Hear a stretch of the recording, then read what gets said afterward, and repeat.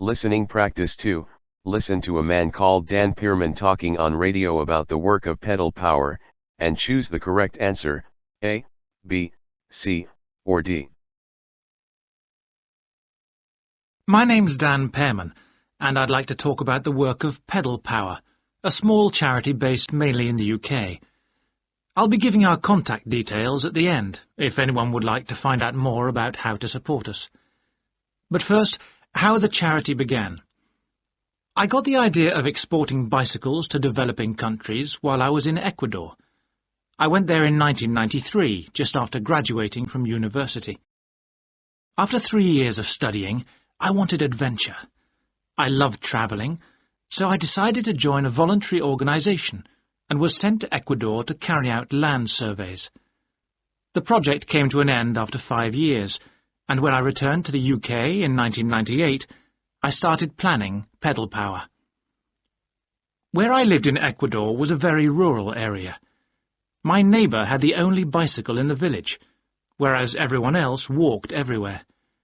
My neighbour's business was unusually successful, and for years I couldn't understand why. Then I realised having a bike meant he could get where he wanted to go without much trouble.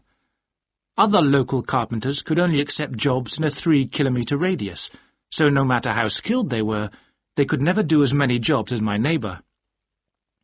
At Pedal Power, we collect second-hand bikes in the UK and send them to some of the poorest regions in the world. When we distribute bikes overseas, we don't give them away for free. We'd like to, but long-term that doesn't really help the local economy. The demand for bikes is enormous, which makes them very expensive locally. So we sell them for 5% of the normal price. But in order to continue operating, we need to have a constant supply of bikes which we send out every 6 months. One example of a town that's received bicycles from Pedal Power is Rivas. It was the first place I sent a full container of bicycles to. Most people there now own a bicycle. The local economy has developed so much, you wouldn't recognize it as the same place. In fact, there are more bikes than on the streets of Amsterdam, if you've ever been there. But Pedal Power still needs your help. You may have read about some of our recent problems in the British media. In August 2000, we simply ran out of money.